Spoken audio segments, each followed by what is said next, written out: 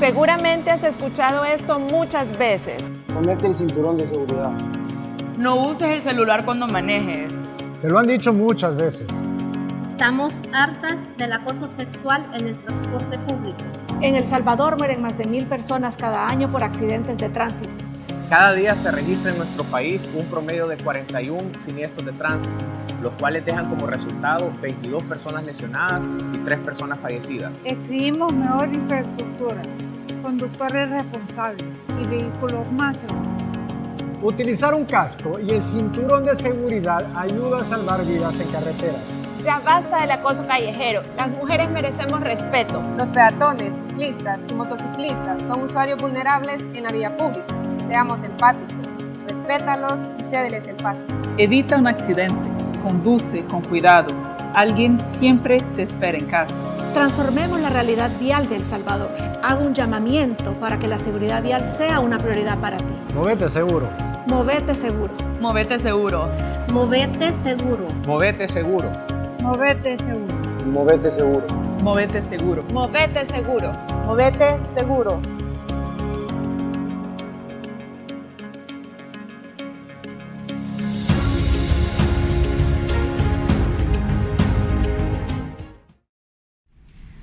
Buenas tardes, bienvenidos a la segunda parte del Congreso Iberoamericano de Movilidad y Seguridad Vial. Esta tarde estaremos conversando sobre la recuperación sostenible y resiliente en la movilidad y seguridad vial post-pandemia. La expansión del COVID-19 está provocando en todo el mundo cambios en casi todos los ámbitos de nuestra vida. La movilidad y la seguridad vial no son una excepción. A medida que el COVID-19 recorre el mundo, los sistemas de transporte de las ciudades se convierten en una línea de vida para asegurar la accesibilidad a servicios de salud y a otras actividades esenciales. Sin embargo, las medidas tomadas para proteger la salud de todos pueden afectar en un gran porcentaje a la población que depende de la prestación de servicios de transporte como sustento. Difícilmente la forma en que las personas se mueven en las ciudades vuelva a ser igual, a medida que el aislamiento social, preventivo y obligatorio se vaya flexibilizando. Pareciera que la activación económica es el principal foco de atención en estos momentos. Los gobiernos han considerado prioritario superar la emergencia sanitaria y poner en marcha medidas rápidas de rescate económico, orientadas en su mayoría a proporcionar liquidez básica y proteger los medios de vida en caso de pérdida repentina de ingresos. Sin embargo, no debemos dejar de lado la seguridad vial. La movilidad sostenible es vital en la reactivación de la vida productiva. Y es importante que tomemos en cuenta que hay diferentes medios de transporte sostenibles que permiten a las personas desplazarse hacia sus destinos. Pero ¿cuál es el desafío? Sacar ventaja de la actual contingencia para innovar, rediseñar la movilidad de una manera eficiente, crear mejores sistemas de transporte público y mejorar la inclusión social. Sin duda alguna, al finalizar el Congreso, nos volveremos líderes activos, capaces de proponer o tomar decisiones y acciones que nos lleven a una movilidad vial más segura. Mejorar la movilidad y la seguridad vial está en manos de todos, y es posible con pequeñas acciones que pueden no solo salvar nuestra vida, sino también la de quienes nos rodean. Los dejo con Alfredo Albornoz, gerente general de Automóvil Club Colombia.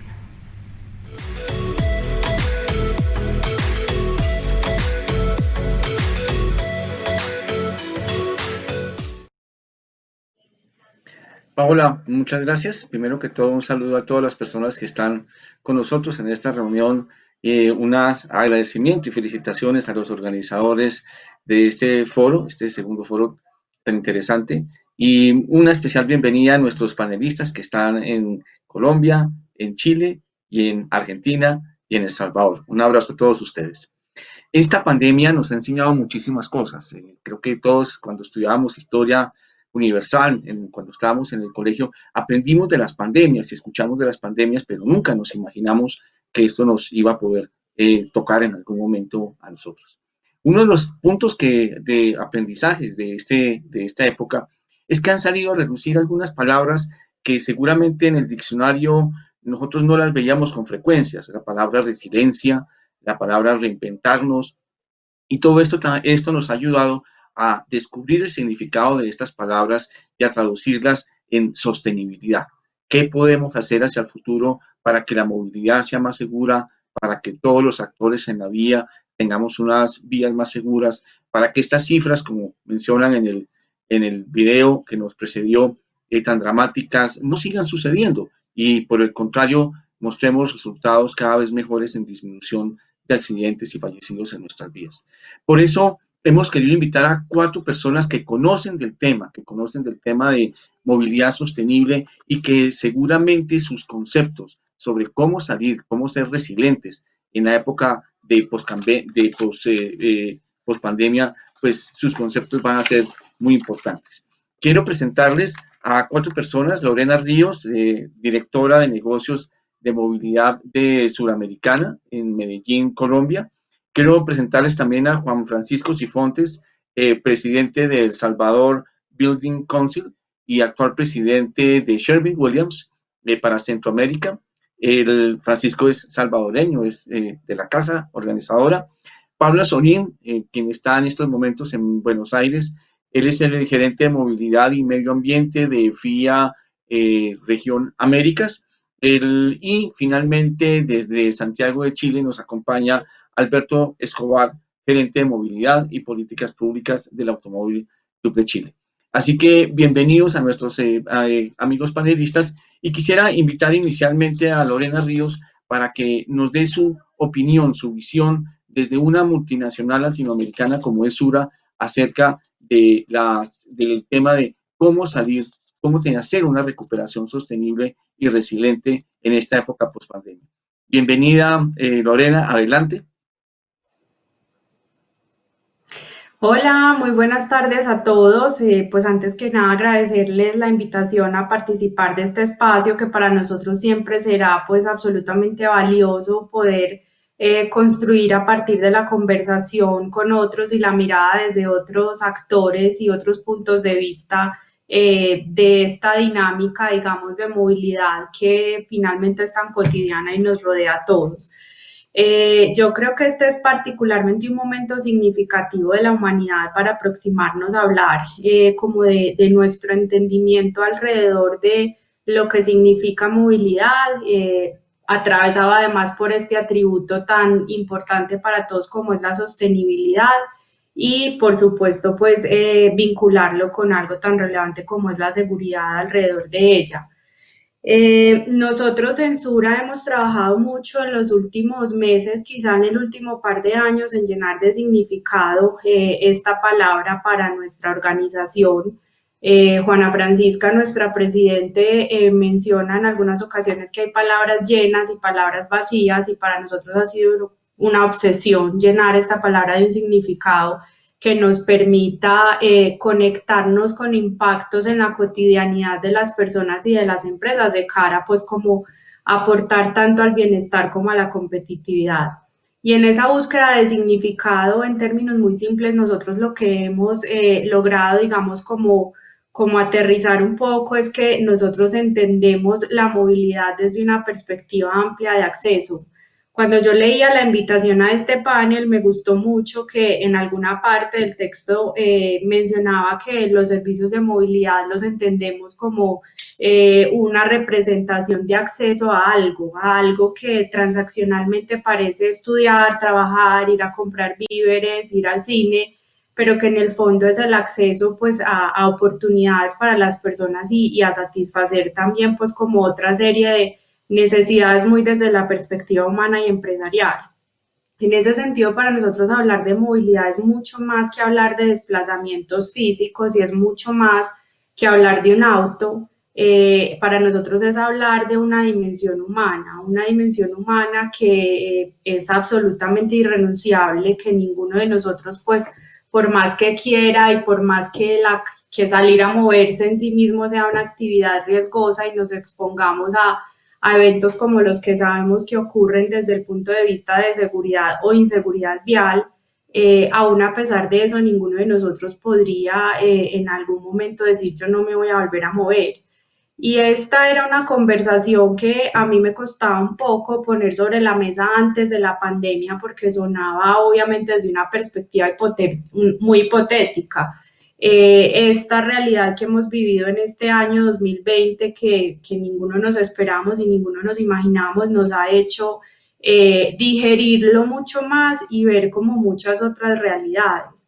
Inclusive ver como desde una perspectiva más amplia hacia atrás, ver que movernos no es solamente en medios terrestres y no es solamente en carros, sino que devolverse a la historia de la humanidad es entender cómo las personas nos hemos movido a través de diferentes formas muy atravesadas por la tecnología, pero que lo esencial y lo que está en el fondo, que es optimizar, digamos, cada vez más esos movimientos para poder ir más lejos y poder ir más rápido, responde siempre a lo mismo y es a que podamos, digamos, acceder a eso que queremos o necesitamos. Es un entendimiento pues que a nosotros particularmente en esta época nos ha permitido tomar como rápidas acciones y digamos resignificarnos de esa manera que decía ahorita Alfredo, que nos ha tocado pues como realmente atravesarnos por el cuerpo lo que eso significa.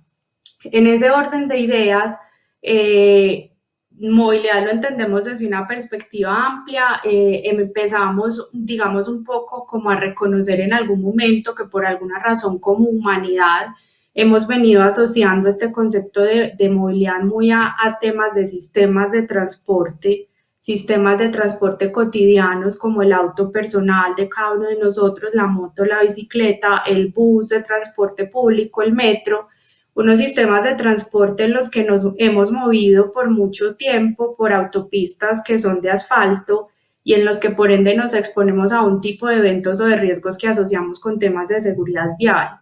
Venir desde antes y con esta pandemia, digamos, se ha enfatizado que fenómenos como la hiperconectividad nos han permitido potenciar también la movilidad por otro tipo de autopistas, y es unas autopistas que son digamos, autopistas digitales en las que los riesgos a los que nos exponemos son otros un poco distintos a esos que hemos caracterizado bajo el rótulo de seguridad vial.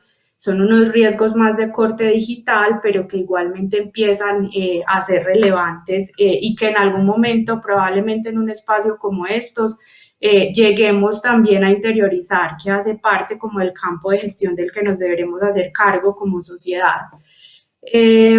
Hablar de eso me permite conectar con, desde nuestra perspectiva y un poco respondiendo a la pregunta central de este panel, los impactos pues que nosotros vemos desde esta pandemia, tanto en términos de movilidad, digamos de una manera amplia, como en términos de seguridad vial. En términos de movilidad, yo diría que pensamos que los impactos han sido mucho más de forma que de fondo. ¿A qué me refiero? Movilidad sigue siendo desde el punto de vista del desarrollo humano un asunto de poder acceder, y creo que durante estos meses y este 2020 todos hemos seguido accediendo a lo que necesitamos, hemos seguido yendo a trabajar, los niños han seguido yendo a estudiar, hemos seguido comprando nuestros víveres, nos hemos seguido conectando con nuestros familiares. Claro, ha sido mucho más a través de medios digitales que de medios de transporte, que eran los que usualmente usábamos para eso. Y en el fondo, digamos que eso no cambia. Lo que yo creo que, digamos, es como muy coyuntural, o lo ha sido en el transcurso de este año, es como la proporción de la mezcla en la que eso pasa. Probablemente hasta marzo del 2020 nuestra movilidad era mucho más física, mucho más por vías de asfalto y en una menor proporción por esas vías digitales y como que se volteó completamente. Pensándolo, digamos, a futuro, creo que esa mezcla seguirá existiendo, probablemente con proporciones distintas. No creo que necesariamente vayamos a volver a una movilidad 100% física, tampoco que nos vamos a quedar en una movilidad 100% digital, porque como seres humanos para nosotros también es un fin en sí mismo movernos y lo hemos vivido todos pues como en esta pandemia.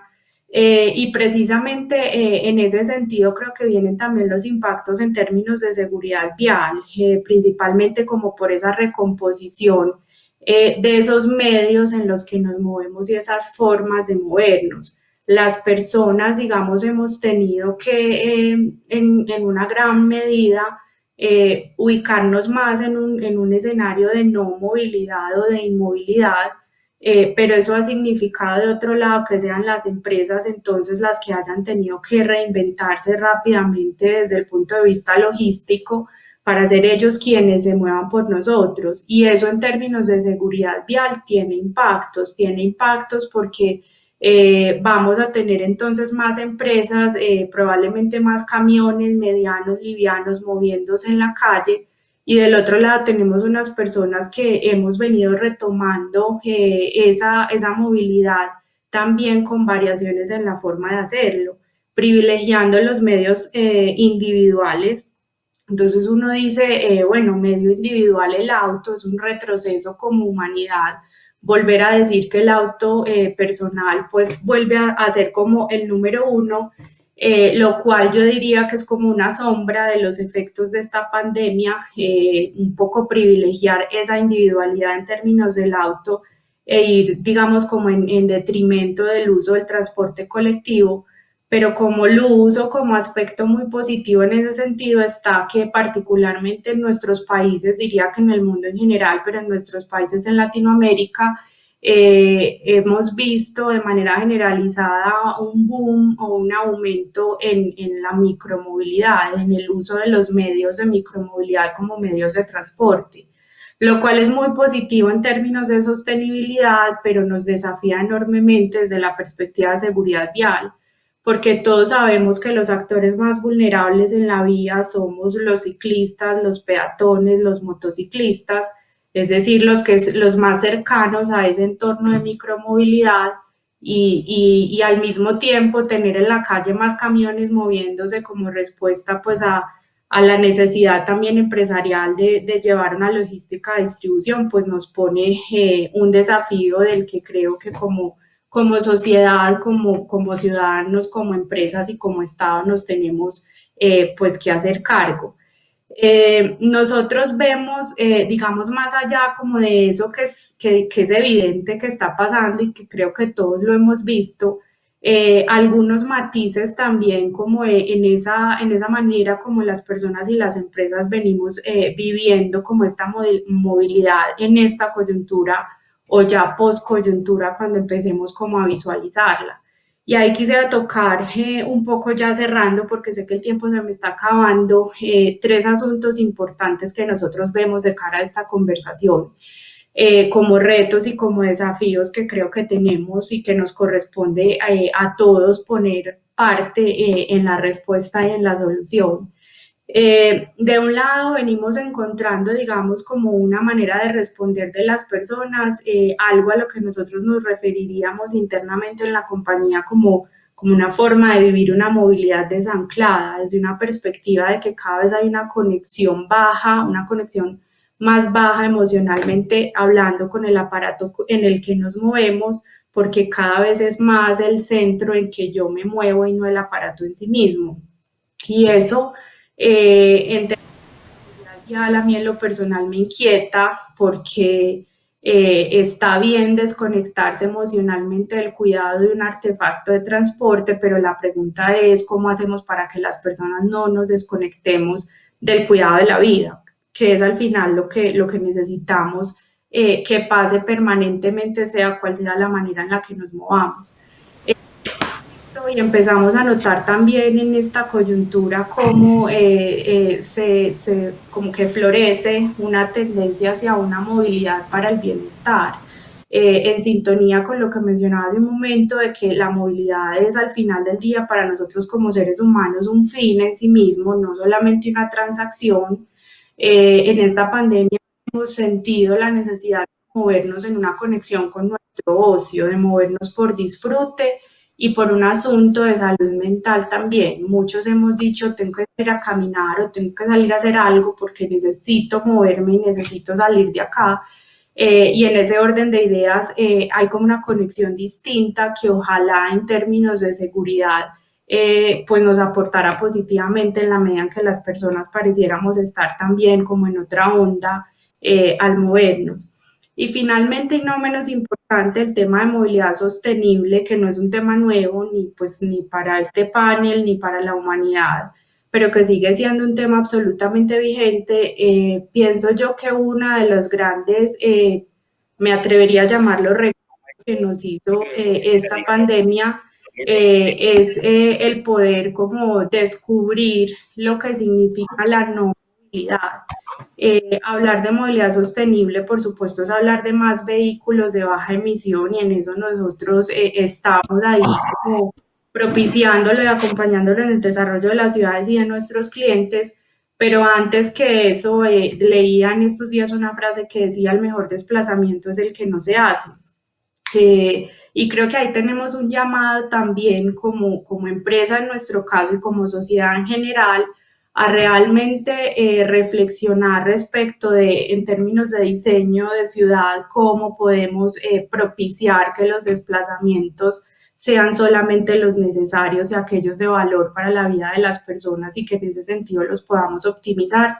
Y como empresa creo que también pues tenemos muchas maneras de aportar a eso. Entonces yo diría que para mí en términos de movilidad sostenible, explorar, vivir y descubrir lo que significa para todos esa otra dimensión de no movilidad es uno de los grandes impactos que nos deja esta situación de pandemia. Lorena, te has tocado muchísimos temas muy interesantes. Yo tal vez quisiera resaltar uno, es acerca de esa visión que se tiene de que la movilidad a raíz de la pandemia ha cambiado y que ahora la movilidad también es una movilidad virtual, una movilidad digital. Un tema muy interesante que ya tendremos oportunidad de profundizar un poco más adelante.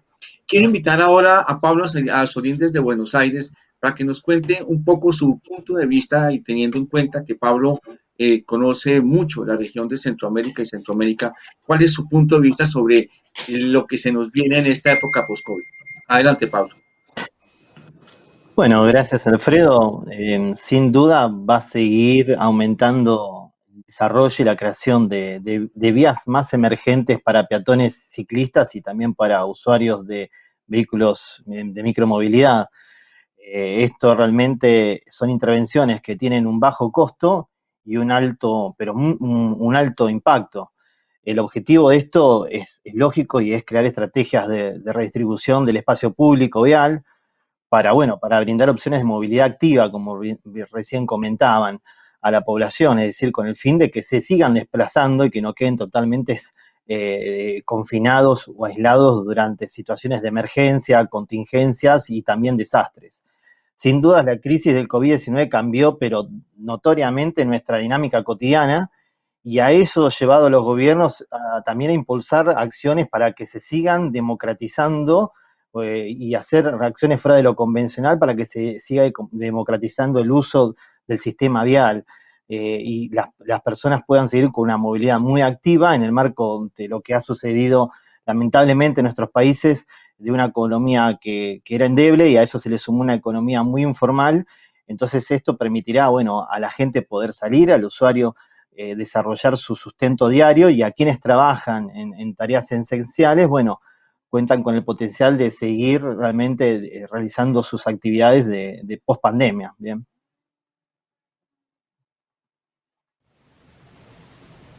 Sí, Pablo, tienes toda la razón.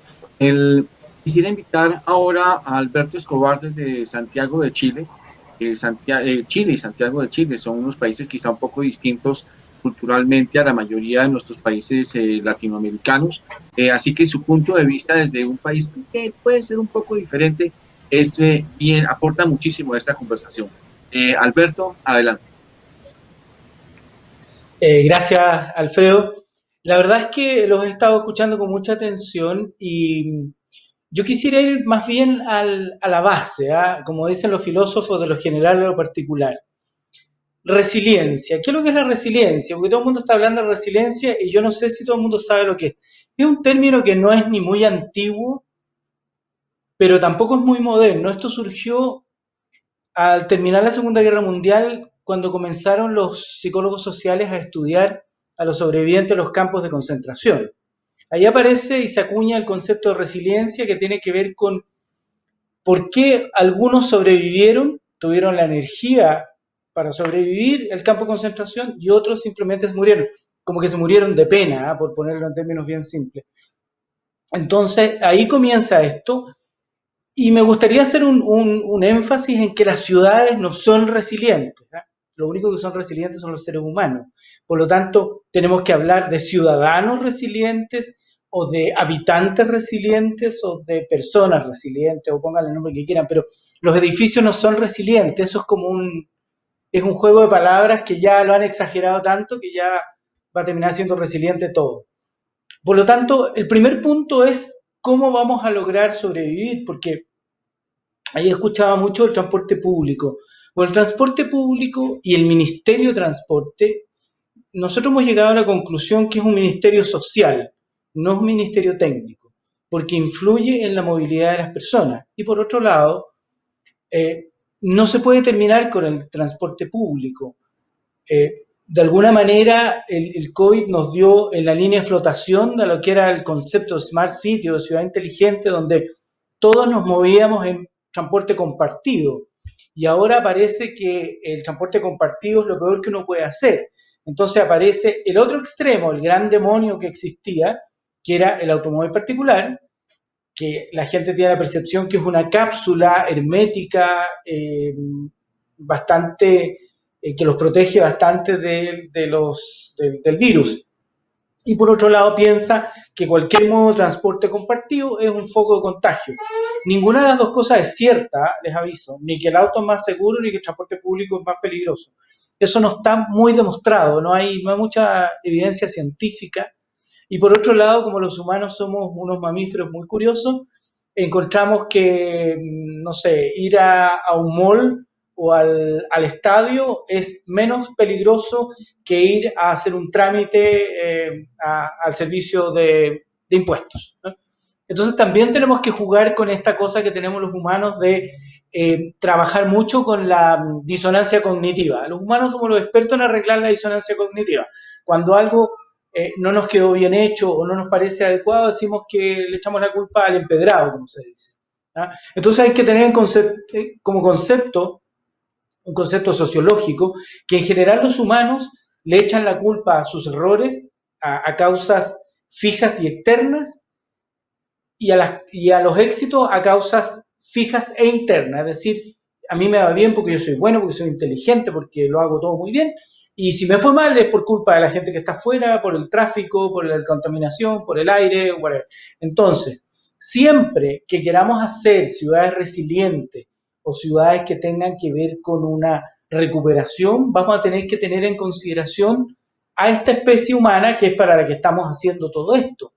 Y probablemente el gran desafío del transporte público va a ser demostrar que no es peligroso estar en el transporte público si uno tiene ciertas medidas de seguridad o de bioseguridad. Por ejemplo, en los aviones, no sé qué tiene diferente viajar en un avión que en un autobús. Claro, tiene los filtros HEPA, etcétera, pero a lo mejor si yo bajo la ventanilla de un autobús, probablemente el aire se va a recambiar con mucha rapidez, o en el metro. O por otro lado, si yo no me lavo las manos durante todo el día y he tenido una serie de interacciones y me subo al auto, probablemente también voy a contaminar de COVID. Entonces, hay que buscar ciertas precisiones que nos permitan entender que estamos lidiando con seres humanos sumamente complejos. Pablo Sorín ya lo comentaba, tuvieron un reciente funeral que fue un verdadero escándalo porque la gente no hizo ningún respeto a la distancia. No me gusta la distancia social, porque lo que más hemos tenido hoy día es cercanía social, yo creo que es de distancia física. Entonces, me quedan 3 segundos, quiero que un poco pase por ahí también la reflexión, por un poco qué pasa con nuestra humanidad. Listo, 5 minutos. 0203.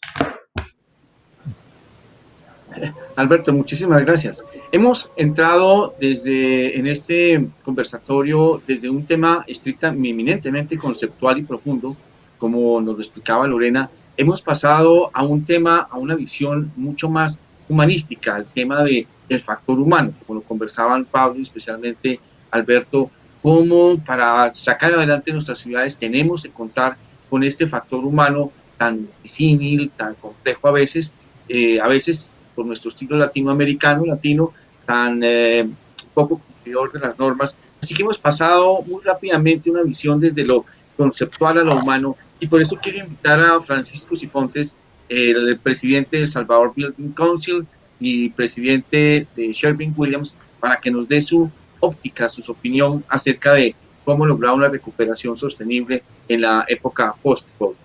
Adelante. Muchísimas gracias, Alfredo. Buenas tardes a todos. Para mí es un gusto estar en este panel de expertos y felicito a los compañeros panelistas. Excelentes reflexiones, muy corto tiempo, creo yo. Bien, bueno, y a Vanessa Rubio, ¿verdad?, que es una fuerte defensora de los derechos de la movilidad en El Salvador. Tal vez el enfoque que le voy a dar yo es directamente sobre el tema de desarrollo sostenible y estoy 100% seguro de que ver el problema de movilidad y transporte en una ciudad es uno de los principales ejes de descarbonización de nuestras actividades. ¿Okay? Hemos inundado nuestras ciudades con lo que fueron los medios tradicionales, aspiracionales, incluso marcados hasta con un estatus social, el hecho de poder contar con tu vehículo, el hecho de poder viajar, el hecho de tomar un avión, el hecho de transportarte a diferentes puntos. Pero ahora tenemos que ver el tema de movilidad con otros ojos. Para mí, lo que ha hecho el COVID es simplemente sacar la lupa de los problemas que nosotros ya conocíamos, ¿verdad? Ya sabíamos nuestros deplorables sistemas de salud, por lo menos en el cono norte de Centroamérica. Conocíamos los problemas de desnutrición, ¿verdad?, XYZ, toda la contaminación del medio ambiente, etc. Pero ahora tenemos que ver la movilidad realmente como un servicio que la ciudad nos debe a nosotros, los ciudadanos. Y hablo particularmente en El Salvador, y quienes conocen San Salvador, pues sabrán pues de que el sistema de transporte realmente es un caos, ¿verdad? Y lo digo, y es quizás uno de los sistemas donde no hay nada de lo cual nosotros nos podamos sentir orgullosos en El Salvador. Quizás dentro de los sistemas que nos debe la ciudad es el más afectado o el más obsoleto. Entonces, cuando tal vez la diferencia es que la ciudad nos debe, digo yo, pero la metodología de acercar el problema es diferente. Históricamente hemos estado acostumbrados a que los gobiernos, los ministerios de transporte, obras públicas, son los encargados de armar la infraestructura. Eso ya no va a ser así. Ahora tenemos que entrar a nuevas metodologías, integrando a la misma comunidad, en la misma comunidad quienes deben de exigir qué nuevos modelos de transportes peatonales, ciclovías, por dónde pasan las autopistas sobre las ciudades, la cercanía donde vivimos, ¿no? Entonces, mi mensaje es que tenemos que ver hacia el futuro con sistemas de movilidad que sean más saludables, mucho más económicos para las personas y principalmente con un amplio respeto al medio ambiente. Para contarles así rápidamente el 1, 2, 3 de los principales problemas en El Salvador, es que en El Salvador el sistema de transporte público realmente es un serio problema, ¿verdad? Es un problema desde el punto de vista de ineficiencia, de contaminación en la ciudad, de riesgos para la salud de las personas que transitamos o circulamos por la ciudad. Nosotros somos un país que resucita todos los buses que salen de desechos de los Estados Unidos y no hay ninguna ley que prohíba el traer autobuses de segunda línea, segunda mano desde los Estados Unidos. No existe normativas, los buses paran donde ellos quieren, pero la gente señala al motorista y un día me dijo, mi hijo pequeño me dijo, papi, no es el busero, no es el conductor, sos tú que te subís donde no tenés que subirte. Y tiene razón, o sea, es un problema ya muy marcado y una falta de respeto a todas las señales de tránsito. Y también se implementó abruptamente un sistema de transporte público conocido como el CITRANS, y así como fue abruptamente, de un día para otro, metido en medio de la arteria principal de San Salvador, que se llama la Alameda Juan Pablo II, de igual forma, 2 años después fue un tan solo firma de la Sala de la Constitucional, lo sacaron, ¿verdad? Mucha gente ya se beneficiaba de ese sistema de transporte con los defectos que podría tener, pero fue el primer rasgo y el primer momento que sí tuvimos un sistema de transporte diseñado en la ciudad de San Salvador, que no duró mucho. Entonces, para concluir, las soluciones que yo planteo para nuestro medio es no solo soñar con el mejor aeropuerto o un tren que se está planeando aquí a través del gobierno de El Salvador, sino que el tema sería incursionar en metodologías de diseño colaborativo y trabajos integrativos para poder realmente identificar cuáles son los aspectos de cambio que necesitamos. En El Salvador, hablar de inversión público-privada es mala palabra, ¿verdad? Es mala palabra porque se piensa que la empresa privada es el que va a tomar control de los servicios públicos y por ende no existen modelos de inversión público-privado y sin eso no va a poder existir un buen sistema de transporte. Tenemos que estar clarísimos y orientar el transporte hacia los ejes de descarbonización y motivar a la movilización por los diferentes medios, ya sea poder tener accesos, cercanías en los diseños de la área metropolitana de San Salvador, de tu trabajo, tu casa. Finalmente, pues, obviamente un marco regulatorio de políticas públicas que favorezcan a un transporte económico, sostenible y accesible para las personas. Muchísimas gracias. Para mí un gusto estar con ustedes y abierto a cualquier pregunta. Francisco, muchas gracias. Vuelvo contigo ahora en unos minutos porque quisiera que nos profundizaras un poco más en lo que denominas metodologías de diseño colaborativo, que pienso que es algo que en muchas ciudades valdría la pena aprender, porque el tema de seguridad vial y movilidad no es de uno solo, es de, como decía Lorena al comienzo, gobierno, sociedad civil, empresarios y todos. Como el tiempo se nos acaba, quisiera muy rápidamente hacerle una pregunta a Lorena y a Pablo. Desde su punto de vista, Lorena desde el campo empresarial y Pablo un poco desde el tema regional, ¿cuál es la lección más importante para la seguridad vial que ustedes consideran que nos está dejando esta pandemia? ¿Cuál es lo más importante que ustedes consideran? Lorena, si quieres seguir. Claro.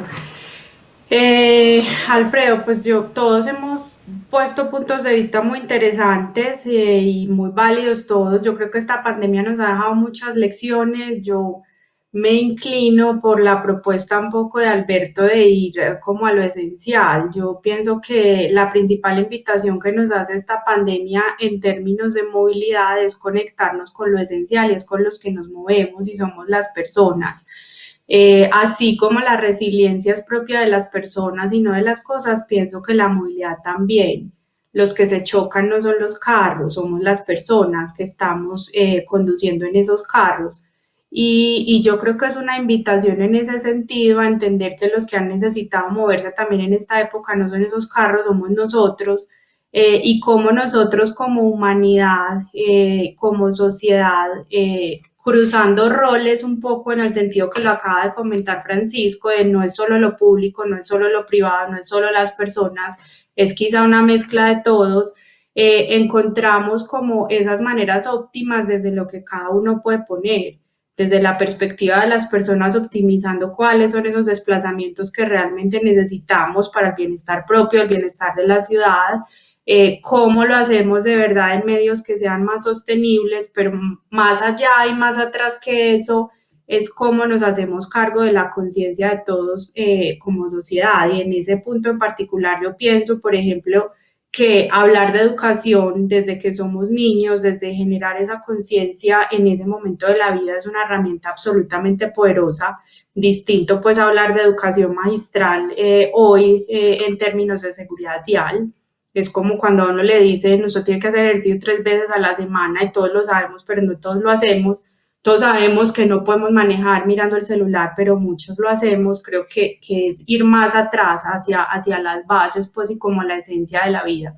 Y desde el punto de vista de las empresas y de la forma como nosotros queremos estar ahí también presente, digamos como materializando esos aprendizajes, para nosotros termina siendo un resultado común que queremos buscar, tanto las empresas, la sociedad como nosotros, y es que cuando queremos menos accidentalidad o más seguridad vial, al final del día, desde una perspectiva empresarial, lo que estamos buscando también es más competitividad, y nuestra aproximación es un poco en ese sentido, no es ser un aporte desde el mensaje de no queremos que te choques para no pagar siniestros, sino no queremos que te choques porque la humanidad necesita unas vías más seguras y porque para tu objetivo como empresario te hace más competitivo.